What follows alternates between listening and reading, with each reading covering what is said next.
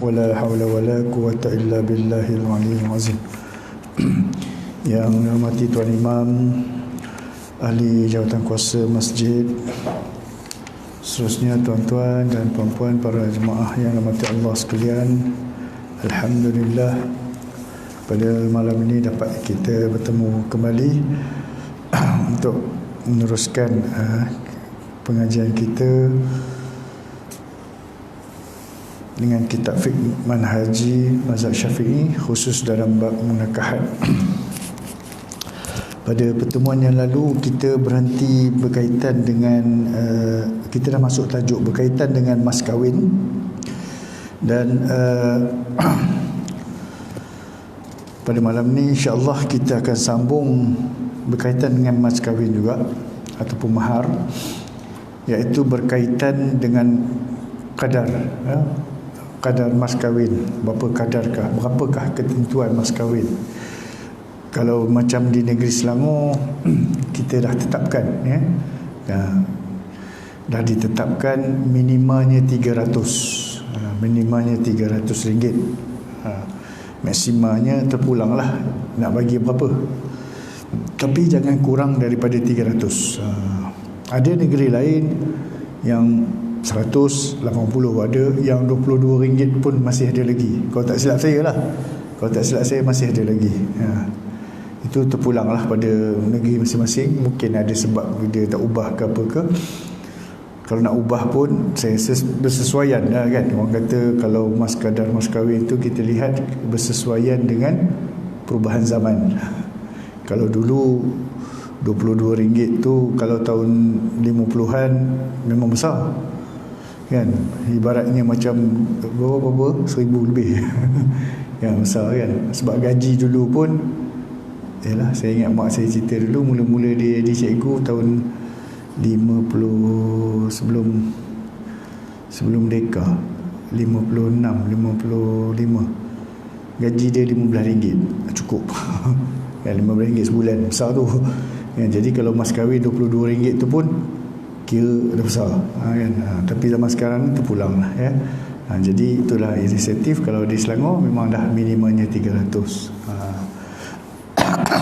Boleh dengan berikan duit pun boleh, ataupun nilaian suatu barang yang menyamai RM300 ataupun melebihi. Sebab ada yang macam baru ni, nikah baru ni, dia bagi 2 dinar.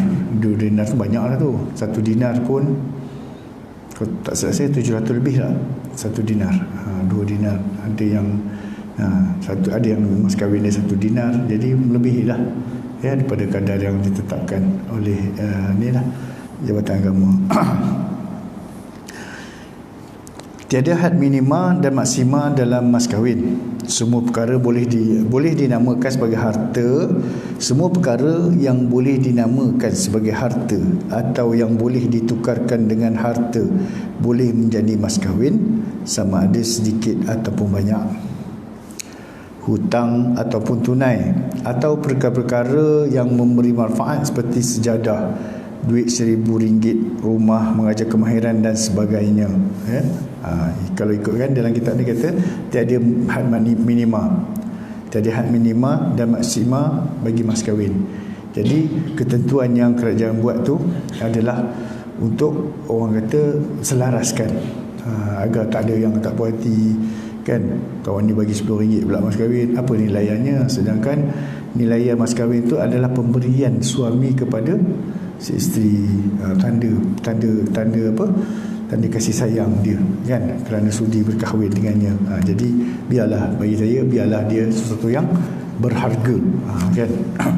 Walaupun dia kata dalam ni dia kata benda-benda yang boleh bagi manfaat, nak bagi sejadah pun boleh kan. Tapi orang kita sekarang ni bagi sejadah tapi dimasukkan sebagai hantaran, telekom hantaran kan. Jadi betul Al-Quran, mushaf Al-Quran dan sebagainya ya. Ada juga yang kalau nak bagi dengan mas kahwinnya sebuah Al-Quran, memanglah boleh Al-Quran, tetapi sebenarnya hakikatnya bukan Al-Quran itu, tetapi mengajar apa yang ada dalam Quran. Sanggup? Kan?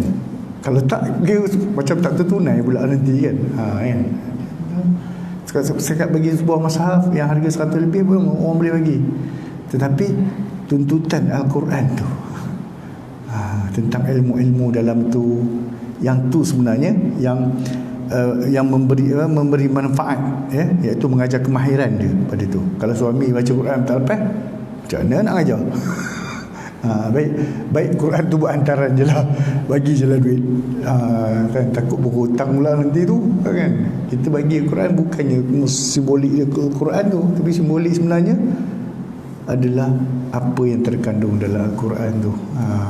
Ada juga orang tanya bagi Al-Quran sebuah, saya kata memang boleh, saya kata tak salah, tapi sebenarnya bukan mushaf itu nilaian dia, tetapi kandungan dalam mushaf itu yang menjadi pertaruhan dia. Boleh ke nak mengajar? Tukarlah saya kata.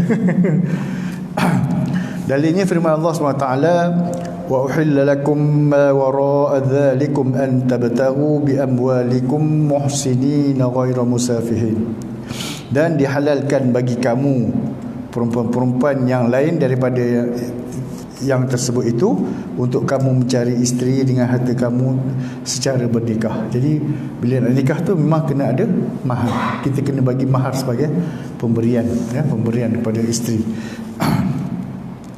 Jadi dalam ayat ni nak ceritanya sebenarnya ayat di atas menyebutkan harta cara mutlak umum, tak tentu berapa kadar, kan. Ada benda yang boleh datang manfaat, harta yang boleh mendatangkan manfaat. Dia tak ceritakan bi amwalikum, dengan harta kamu. Apa hartanya yang boleh bawa manfaat? Tak ditentukan mesti 5% ke, tak disebutkan, tak disebutkan. Jadi itu secara umum. Ayat ni disebutkan secara umum sahaja. Dan sabda Nabi sallallahu alaihi wasallam, "A'tiha walau khataman min hadid." Berilah mas kahwin kepadanya walaupun cuma sebentuk cincin daripada besi. Itu nak ceritanya mas kahwin ni memang kena bagi. Walaupun apa keadaan, kan? Apa keadaan bagi. Walaupun cincin besi sekalipun dah tak ada apa sangat, bagi cincin besi pun bagilah. Sebagai tanda itu maharnya. Amir bin Rabi'ah radhiyallahu an berkata, seorang perempuan daripada Bani Fazarah berkahwin dengan mas kahwinnya sepasang kasut. Lalu Rasulullah SAW bertanya, adakah kamu setuju dengan mas kahwin sepasang kasut untuk dirimu dengan harta dan hartamu? Perempuan itu menjawab, ya. Maka baginda mengharuskannya. Kan? Kalau dia nak bagi mas kahwin kasut pun boleh, pengantin kita kan. Kasut at least macam yang branded. Ada kasut sampai 3-4 ribu sepasang pun ada kan. 3-4 ribu sepasang. Kalau nak bagi yang tu pulanglah. Tu pulanglah dia. Sayang lah nak pakai. Benda dah 3-4 ribu buat pakai kan. Kasut kahwin tu pun pakai hari kahwin je. Yang kilat-kilat tu hari lain tak pakai dah, bagi pejabat tak pakai dah. Kalau pakai buat gelak dia orang kan. Dan firman Allah SWT, wa in aradtum istibdala zawjin makana zawjin wa ataitum ihdahunna qintaran fala ta'khudhu minhu syai'a. Dan jika kamu hendak mengambil isteri baru menggantikan isteri lama yang kamu ceraikan, ini kes contohnya dah cerai dengan lama, kita nak kahwin baru, maka sedangkan kamu telah pun memberi kepada seorang di antara mereka, kepada isteri yang dicerai itu, harta yang banyak, maka janganlah kamu mengambil sedikit pun daripada harta itu. Makna dia, kalau kita dah bagi, kita tak boleh tuntut balik mas kahwin tadi tu, kan. Kalau dah bagi pada isteri pertama tu mas kahwin yang ni, kita tak boleh tuntut, itu hak dia tu. Sebab itu mahar ni hak pada isteri, siapa pun tak boleh bersih dah. Kalau dia sebut hantaran, ada pengantin juga dengan yang saya nikahkan, bincang dengan ayah, sebut hantaran berapa ni, 10,000. Okey, 10,000, saya nak tukarkan hantaran ni jadi mas kahwin. Okey, buat sebut 10,000 dengan mas kahwinnya 10,300 ringgit tunai. Jadi hak mutlak kepada isteri kan. Terpulanglah dia. Kalau dia rasa suci hati nak bagi pada mak ayah dia, bagilah. Kalau dia tak nak, tak ada orang boleh ambil. Itu hak dia. Apa yang dah telah disebutkan dalam akad tu, itu hak perempuan, tak boleh usik lah. Ayat ini mengharuskan suami memberi harta yang banyak kepada isterinya. Ini menunjukkan bahawa tiada kadar maksimum mas kahwin. So apa contoh, kalau isteri pertama tu kita dah bagi kadar mas kahwin dulu banyak, kita tak boleh minta. Dan kalau kata nak kahwin isteri kedua, dia nak bagi mas kahwin dia 20,000 pun terpulang pada dia. Kan? Tak boleh dipersoalkan lah, dia terpulang pada dia sebab tak ada had maksima. Kalau dia kata dengan mas kahwinnya sebuah rumah, bagilah. Sebuah kereta, bagilah. Itu atas diri dia, atas kemampuan si suami dan si isteri bersetuju. Macam tadi kan, Rasulullah tanya, kamu setuju tak kahwin dengan sepasang kasut ni? Setuju. Jadi Rasulullah kata, boleh nikah. Macam itulah. Walau bagaimanapun, ada walau bagaimanapun, disunatkan memberikan mas kahwin tidak kurang daripada 10 dirham untuk mengelakkan perselisihan pendapat dengan mereka yang mewajibkan kadar tersebut, iaitu mazhab Hanafi. Disunatkan jangan kurang daripada 10 dirham. 1 dirham berapa ya? Dirham perak tu 1 dirham berapa puluh ringgit ya? Tu kadar dia lah. Jadi sesuai lah kalau kata minima, macam negeri letak minima 300 kan, jangan kurang daripada tu. Diselaraskan semua sama, satu negeri kan. Dirham perak habis kurang dalam 300 kan, 500. 10 dirham berapa? 10 dirham 1 dirham berapa? RM1 lebih. RM1 lebih. 1 dirham. Ada nilai tu, ya. Dan ini kerana jumlah tersebut adalah jumlah mas kahwin perkahwinan anak-anak dan isteri-isteri Rasulullah SAW. Itu perkara itu, sebab itu para ulama menggariskan, dia kata sunatlah kurang-kurangnya dapat mengajak mas kahwin. Begitu juga mas kahwin digalakkan agar tidak melebihi 500 dirham. Jangan kurang daripada 10 dirham, tidak melebihi 500 dirham. Ini kerana jumlah tersebut adalah jumlah mas kahwin perkahwinan anak-anak dan isteri Rasulullah SAW. Disebutkan jadi mas kahwin itu disunatkan tidak kurang dari 10 dirham. Okey, untuk mengelakkan perselisihan. Dan begitu juga mas kahwin digalakkan agar tidak lebih pada 500 dirham. Kerana apa? Sebab Rasulullah letakkan jumlah tu pada perkahwinan anak-anak dan juga isteri-isteri baginda. Dalam hadis yang diriwayatkan oleh Umar Al-Khattab radhiyallahu anhu, janganlah kamu meninggikan mas kahwin kaum wanita, kerana sesungguhnya kalaulah ia merupakan suatu kemuliaan di dunia atau kemuliaan di akhirat, pastilah orang yang paling layak berbuat begitu ialah Rasulullah SAW. Tetapi Rasulullah tidak pernah memberi mas kahwin kepada mana-mana isteri dan mana-mana puteri baginda, juga tidak pernah diberi mas kahwin lebih daripada 12 uqiyah. 12 uqiyah. Uqiyah tu bersamaan, satu uqiyah bersamaan 40 dirham kali kan. Satu uqiyah tu 40 dirham. Jadi 12 kali 40 480. Itu nilaian dia. Kan. Rasulullah sendiri buat macam tu. Anak-anak baginda semua macam tu. Itu isteri-isteri yang Nabi nikah pun Nabi bagi banyak tu.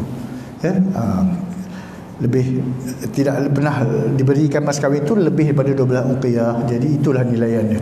Jadi itu disunatkan.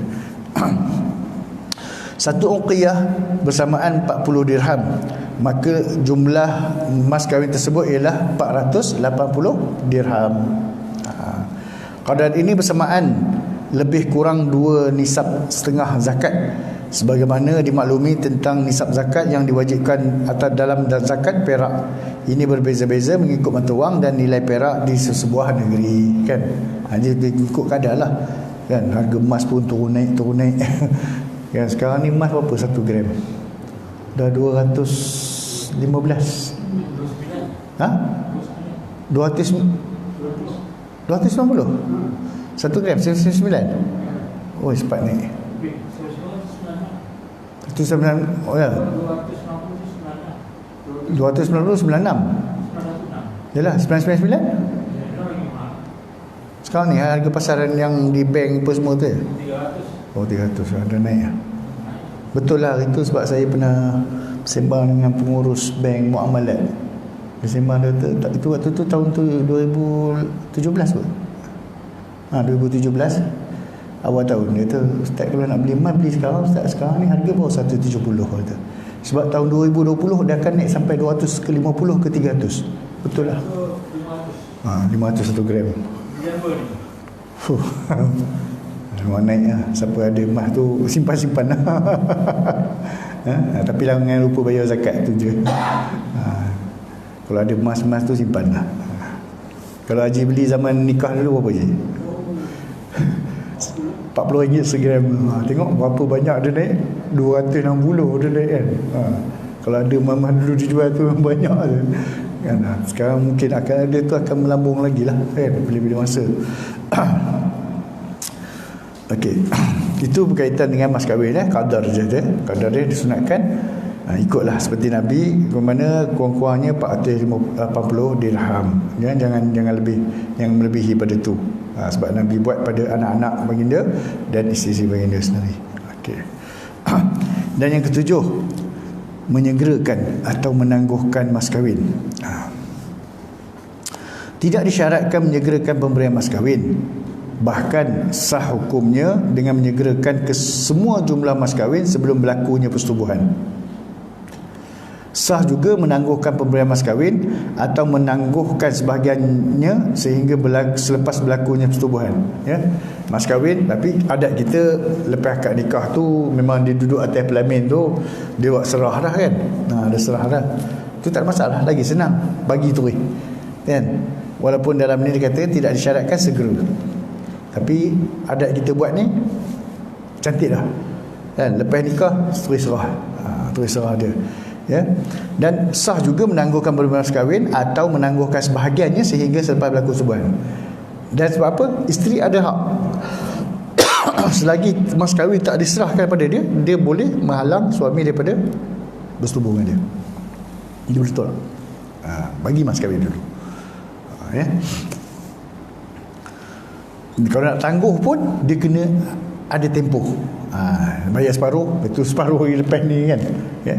Walau bagaimanapun penangguhan tersebut mestilah ditentukan tempohnya. Ini kerana mas kahwin adalah milik isteri. Dia berhak meminta disegerakan atau menangguhkan. Sebab itu nak tangguh kena minta persetujuan isteri. Kalau dia tak setuju, sebab itu hak dia. Itu hak dia. Kan? Dia kena bagi pada dia. Ya. Ya.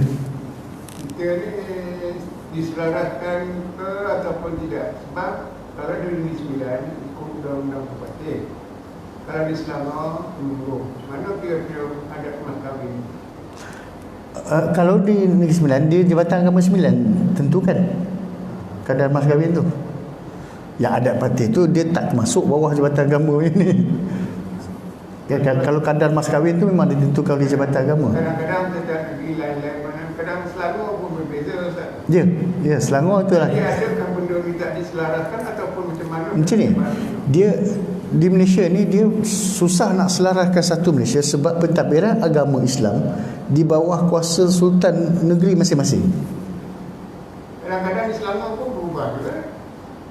Apa yang berubahnya? Perubahan akad nikah pun kadang-kadang berubah. Macam mana contoh? Saya contohnya masa di sini cara dia macam ni, di tempat lain macam di Rawang ke tak berbeza. Berbeza dia dari segi macam mana? Daripada segi dia punya akad nikah tu. Macam mana maksud dia? Dia kadang-kadang kata nya tu pun dia kata dia boleh pakai. Dia macam sini. Sebab kita sini tak boleh dipakai. Dia macam ni. Sebab saya kadang-kadang, yalah saya dulu biasalah pergi ke sana kemari ke Kelantan ke Tengah. Ya. Biasalah dulu kan. Kadang-kadang tu sebab dia kata jabat agama ni adakah perintah daripada kerajaan negeri ke ataupun kerajaan pusat? Okey, dia macam ni.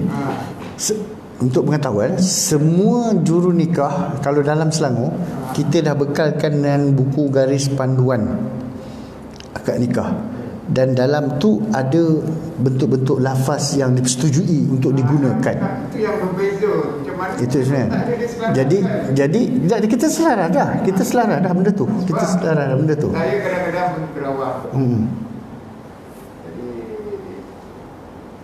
dia kata nya tu boleh sebut. Nya tu di mana disebut tu? Bila saja Aku terima ni. nikahkan dengan anak saya dengan mas kahwinnya tu memang betul lah. Okey. Saja aku terima nikahnya. Boleh juga. Boleh, dua-dua boleh tu sebenarnya. Sini kadang-kadang tak dibolehkan. Kalau tak digalakkan, makna dia yang jadwalnya ketika nya tu kemudian juru nikah tu ikut buku yang telah diberikan kepada kita. Saya sendiri pun kalau dia aku terima nikah, cukup.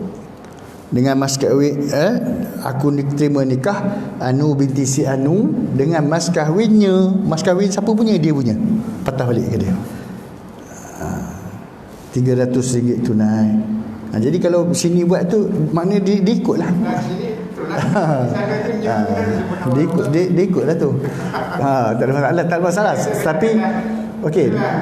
Kadang-kadang saya tengok bila akad kadang-kadang perbezaan tu tak sama selalu. Ya.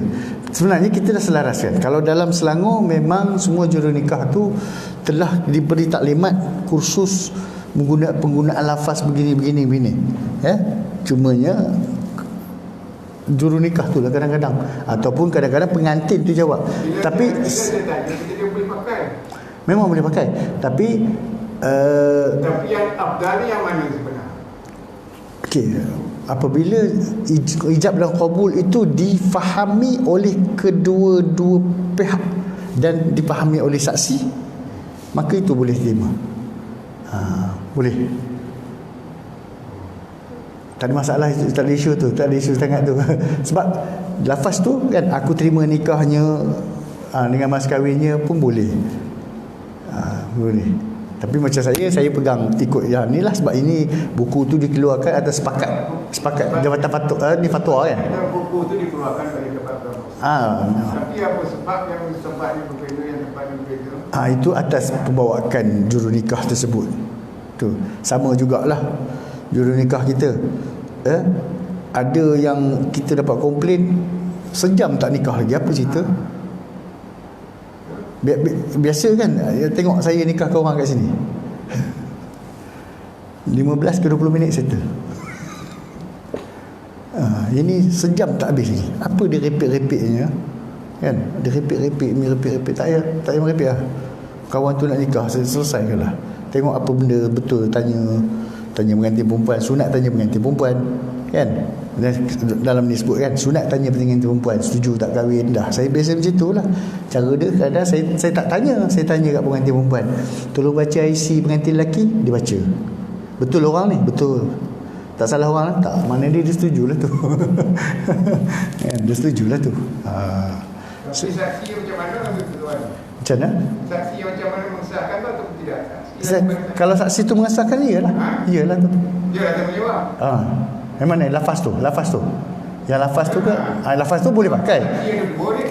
Lafaz tu kalau aku terima nikahnya pun boleh. Kalau aku terima nikah pun boleh. Tak ada masalah. Saksi mengatakan tak sah macam mana? Kalau kata dia kena ulang balik. Dia kena ulang balik.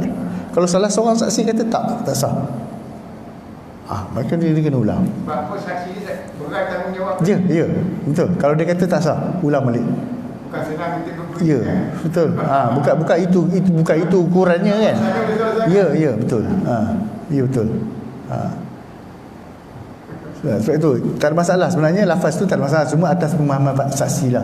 Ya, kalau saksi tu memahami, kalau dia pun mengesahkan dan orang ramai pun faham. Maksud dia dah terima nikah ijab yang telah diberi tadi. Maksud semua faham, benda tu boleh pakai. Tak ada isu. Semua itulah, sama ada dia ikut betul buku ataupun dia gunakan aku terima akad nikahnya pun ada. Saya kata akad tu benda telah berlaku ke belum sekarang? Betul tak? Akad ni akad datang. Kalau bahasa lama macam saya nikah dululah, orang tua kan. Orang tua, Ahmad Faizal Sulaiman, aku nikah akan dikau Lepas tu saya tanya, kenapa akan pula? Dia diam. Oh, saya bukanlah nak ngajar ustaz, tak. Masalah ni kita settle baik-baik je. Aku nikahkan kau tak boleh, saya kata. Nak akan apa lagi je? Dia kan. Kita belajar macam tu kan. Kalau bahasa Arab dah senang. Nakah tukar. Aku nikahkan kau. Jawabnya, kalau kata aku terima nikah, cukup. Boleh sah. Itu perbezaan lafaz nanti dalam lafaz nikah. Kalau dia kata aku terima nikah, ataupun aku terima nikahnya dengan mas kahwin tersebut, pun sah. Qabiltu nikah bahasa Arab. Kalau bahasa Arab, qabiltu nikah, aku terima nikahnya, cukup. Ataupun nak panjang lagi, qabiltu nikah bi mahri mazkur, dengan mas kahwin yang tersebut, boleh. Kalau wali nikahkan, aku menikahkan kau lah. Kalau wali lah, aku nikahkan di kau lah. Aku nikahkan di kau dengan anakku, contoh kan, Anu binti si Anu dengan mas kahwinnya, aku nikahkan di kau, perbuatan dia, aku nikahkan di kau, kan? Dengan anakku, dengan mas kahwinnya RM300 tunai. Betul, aku terima nikah. Aku terima nikahnya pun boleh, tak ada masalah tu. Ya, cuma bezaan tu lah. Kalau yang buku panduan kita bagi tu memang tak ada nya. Nya tu pada mas kahwin. Itu pada yang tu saya, bagi saya tak isu sangat, sebabnya dia memang mencapai maksud dan dipahami oleh kedua-dua pihak. Yang masalah ni yang juru nikah yang setengah jam tak kahwin-kahwin lagi budak, sejam pun tak habis kahwin-kahwin lagi budak, itu ada memang ada. Ada selalu orang komplain. Orang komplain yang tu. Kadang orang mengadu kat pejabat agama. Juru nikah kampung ni masjid ni, sejam pun kami tak nikah. Kami dah sampai pukul 10, pukul 11 baru nak nikah. Dia merepek lah tanya. Sampai sini Alhamdulillah saya tengok Haji Mian pun, Ustaz Zaimi pun tak panjang. Ustaz Zaimi tak panjang, Haji Mian tak panjang. Dia tak ada lah fikir. Biasa 20 minit tu biasa. Kita nak cek borang balik kan, ada. Sebab kerana pengantin pun satu hal juga. Borang kita dah bagi, borang 4A yang kotak-kotak tu, tolong isilah. Dia tak isi. Dia tunggu hantar waktu hari kahwin tu bawa kosong lah. Benda tu dia lah isi. Dah siap tulis lah, sila kosongkan ruangan saksi akan diisi oleh juru nikah. Maknanya dia yang lain tu kau isilah. Itu pun ambil masa lah tu, 10 minit nak isi tu kan. Pengantin lah, pengantin kena tengok juga ya. Tak ada masalah je, boleh je yang tu. Sebab puan saya daripada tahun 90-an. Ya. Tahun 90-an, 94, 95 dulu. Benda tu kalau disebut new kita kan. Tapi sekarang ni saya tengok tak ada masalah kan, itu yang saya tanya tu. Boleh lafaz tu boleh ya. Lepas tu boleh. Lepas tu dia kata semasa kita nak melapas nikah tu, kita satu nafas saja nak kena lepas. Tak senapas. Tak disyaratkan senapas. Tak syarat. Dulu macam tu lah.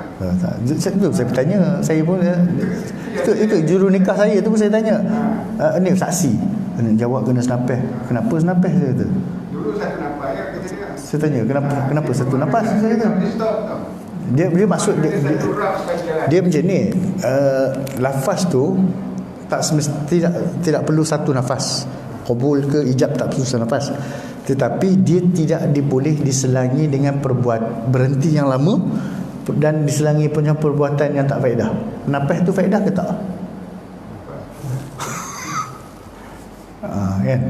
Dia tak ada mesti Jono tarik nafas, aku terima nikahnya. Habis tu Haji fikir je, kalau orang tu gagap, aku terima, esok tak kahwin-kahwin lagi. Betul tak? Dulu saya terima nikah yang dengan mas kahwin sekali-sekali. Dia maksud di situ bukan, contoh kan, aku terima nikah, tiba-tiba dia berap, handphone bunyi dia dengan mas kahwin, itu putus. Itu putus. Sebab dia selang dengan benda yang tak faedah. Kalau aku terima nikah Anu binti Anu dengan mas kahwinnya RM300 tunai, apa masalah? Kan? Tu nafas, dia tarik nafas kan? Bukannya dia buat benda yang tak faedah. Kena tarik, tak bernafas kawan tu, mati pasal. Tak ada syarat. Saya ada kat situ, ada orang tua lah. Selalu kat pejabat pun ada orang datang tu, orang jawab senapas. Saya tanya, nafas dia panjang pakcik? Kan? Memang kena senapas ke? Dia tak jawab. Bernapaslah elok, saya kata. Cuma jangan selang, jangan berhenti dengan kadar yang tertentu. Jangan berhenti atau selangi benda lain. Kalau nafas tu memang keperluan lah. Tak ada masalah je. InsyaAllah je. Okey. Jika mas kahwin diminta supaya disegerakan, isteri mempunyai hak untuk menolak persetubuhan dengan suaminya sehingga mas kahwin yang perlu disegerakan itu diterima. Di mana dia? Kalau isteri kata mas kahwin lepas akad tu bagi, jangan tangguh-tangguh. Tengok suami tangguh, nantilah 2-3 hari tu baru nak bagi. Isteri berhak menolak daripada disetujui itu. Tak dosa. Sebab suami itu dah berdosa kan? Tangguh hak dia dah minta cepat. Kena bagi. Jika penyerahan mas kahwin dibenarkan untuk ditangguhkan, so isteri kata tak apalah, tangguhlah. Itu lain cerita. Tapi kalau isteri kata dendak, lepas habis kenduri pukul 4 lah mas kahwin tu mesti ada kat tangan dia. Sebab itu saya kata orang kita buat ni memang cantik lah. Kan, walaupun dari satu adat, tapi sebenarnya menepati lah. Habis akad nikah tu duduk kat pelamin tu, serah mas kahwin kan. Cantik lah orang kita buat tu. Sebab itu penyerahan tu elok disegerakan. Okey. Jika penyerahan mas kahwin itu dibenar untuk ditangguhkan, jika seorang isteri tu kan dia kata tak, isteri suami dia kata tangguhlah, boleh, tak apalah, tangguhlah. Dia kata tangguhlah, nanti abang bagi duit, ada cukup nanti kan, esok ke apa ke, boleh lah. Isteri tidak berhak menolak persetubuhan dengan suaminya. Ini kerana dia dah rela dengan penangguhan tersebut, dan dia dengan itu dia tiada hak untuk menolak. Kalau isteri itu setuju untuk tangguh dan suami nak setubuhi dia tolak, tak boleh, sebab dia dah setuju untuk tangguh. Tetapi kalau dia minta segera, suami tangguh, isteri ada hak untuk tolak. Mas kahwin diberikan sepenuhnya atau separuh, atau tidak dikenakan mas kahwin langsung. Okey, ini ada satu bab-bab. Perbincangan sebelum ini menyatakan suami wajib memberikan mas kahwin kepada isteri setelah berlakunya akad nikah yang sah. Sekarang kita membincangkan keadaan yang menjadikan suami mesti memberikan kesemua mas kahwin kepada isterinya, atau separuh, ataupun tidak dikenakan bayaran mas kahwin. Apa keadaan? Ada situasi tertentu suami kena bagi tu. Ada situasinya suami boleh bagi separuh, ada situasinya tak ada langsung. Pertama, terdapat dua keadaan suami wajib memberikan semua mas kahwin kepada isterinya. Ada dua situasi yang suami mesti kena bagi terus semua mas kahwin, tak boleh separuh, tak boleh tangguh-tangguh, settlekan terus. Pertama, apabila si suami telah menyetubuhi isterinya, suami wajib memberikan semua mas kahwin sama ada persetubuhan itu dalam keadaan halal, seperti persetubuhan semasa isterinya suci daripada haid, ataupun persetubuhan dalam keadaan haram, iaitu semasa isterinya berada dalam keadaan haid. Kena bagi. Apabila telah disetubuhi, wajib bagi semua. Sebaik sahaja suami menyetubuhi isterinya, dia diwajibkan membayar keseluruhan mas kahwin, kerana ia telah memenuhi syarat perkahwinan yang diadakan, iaitu untuk istimta', merasai kelazatan dengan bersetubuh. Maka dengan itu dia mesti memberikan bayaran timbal balas terhadap apa yang diperolehi. Dalam hal ini firman Allah SWT, famastamta'tum bihi minhunna fa'atuhunna ujurahunna faridah. Sebab dalil Al-Quran menyatakan, kemudian mana-mana perempuan yang telah kamu nikmati percampuran dengannya setelah menjadi isteri kamu, maka berikanlah mereka upahnya, mas kahwinnya dengan sempurna. Semua, faridah, semua sekali.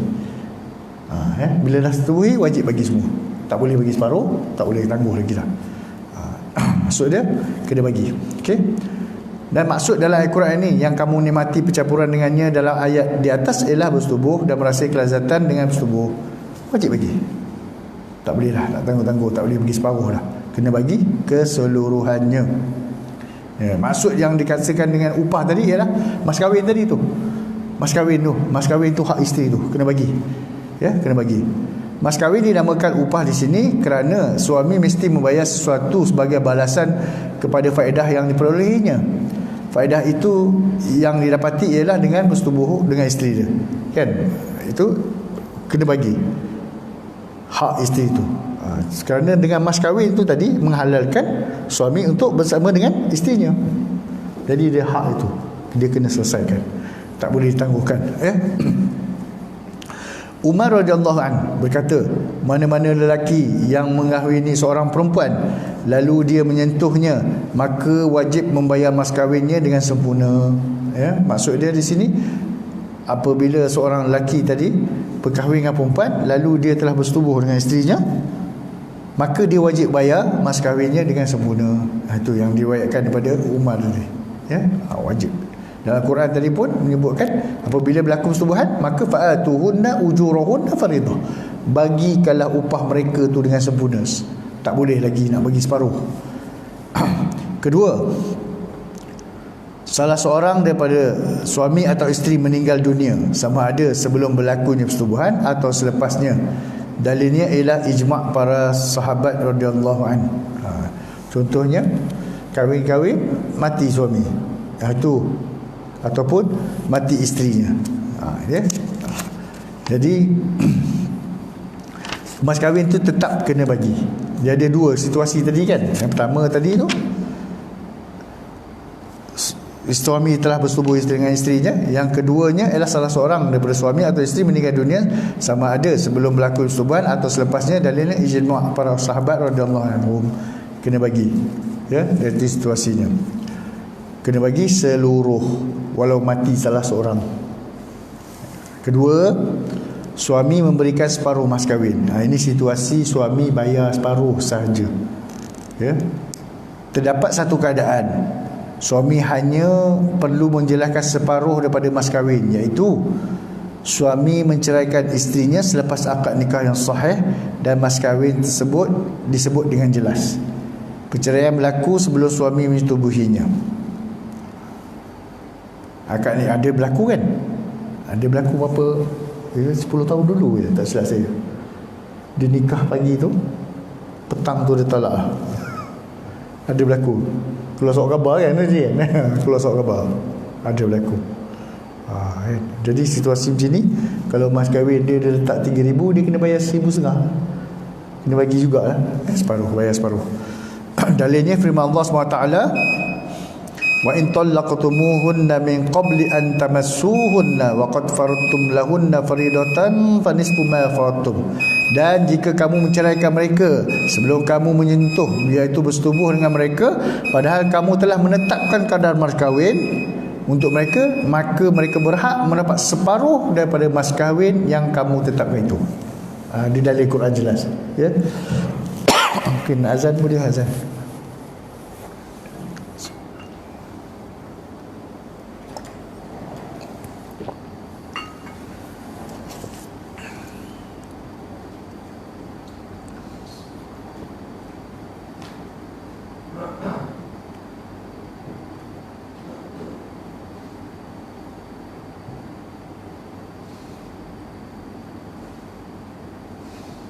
Allahu Akbar, Allahu Akbar,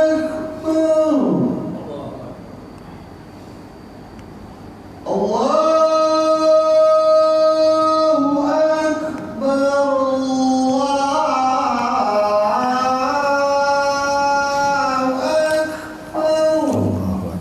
Allahu Akbar. Asyhadu an la ilaha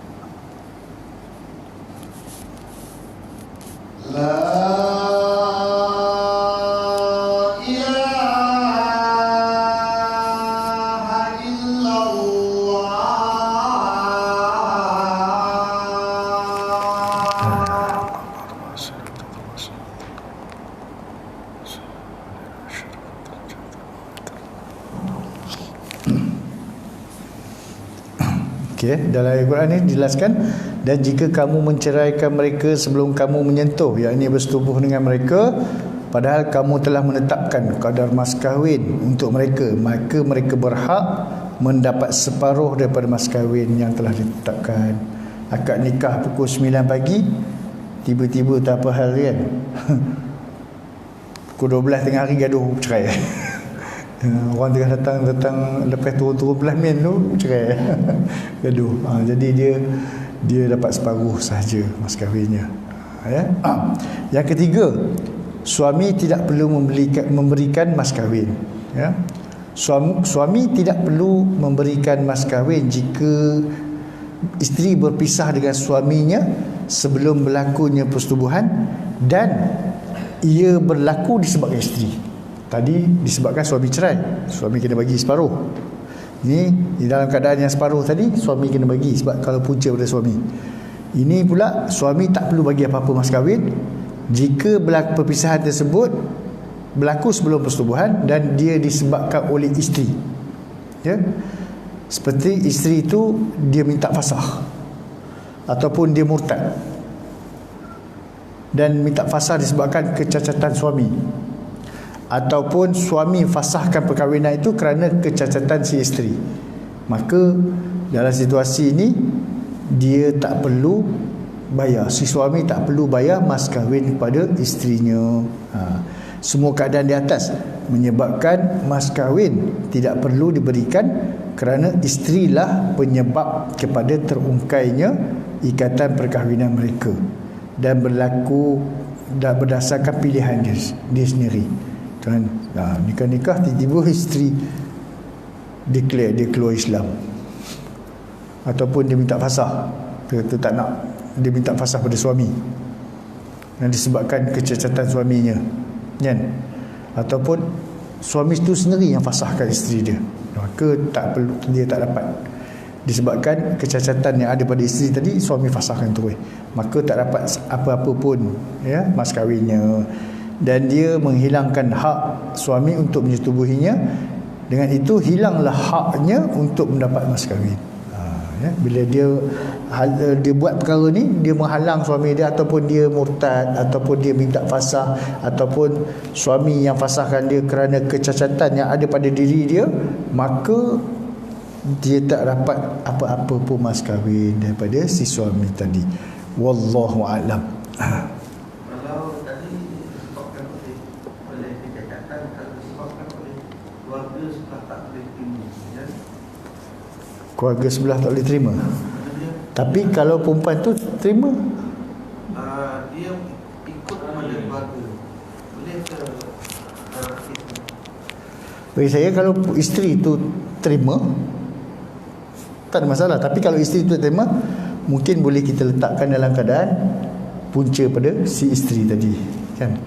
Dia tak dapat apa-apa lah, dah setuju, tiba-tiba dia yang minta cerai sebelum bersetubuh, kan? Disebabkan perkara ni, dan suami pun selesai ke lah. Mungkin dalam keadaan ni boleh masuk dalam situasi yang ketiga tadi ni, sebab dia berpunca pada suami, kan? Keluarga pula masuk campur, kan? Tapi kalau keluarga yang tak setuju pun, dia dah kata okey, dah selesai, tak ada masalah pun, kan? Tapi kalau dia turut cakap suami keluarga dia pun minta cerai sebab alasan suami, dia boleh termasuk dalam situasi yang ketiga, tak dapat apa-apa pun. Wallahu a'lam. Tadi ya? Habis je. Kan ada tanya lagi tak?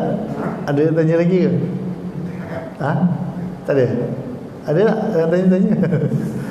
A'udzubillahi minasyaitonir rajim. Bismillahirrahmanirrahim. Alhamdulillahirabbil alamin wassalatu wassalamu ala asyrafil anbiya'i wal mursalin wa ala alihi wa sahbihi ajma'in. Allahumma shrah bil qur'anil azim sudurana wa 'azzim bihi ujurana wa hassin bihi akhlaqana wa nawwir bihi qulubana wa quburana ya Allah ya Karim bi rahmatika ya arhamar rahimin. Wa sallallahu ala sayyidina Muhammad wa ala alihi wa sahbihi ajma'in. Walhamdulillahirabbil alamin. Assalamualaikum warahmatullahi taala wabarakatuh.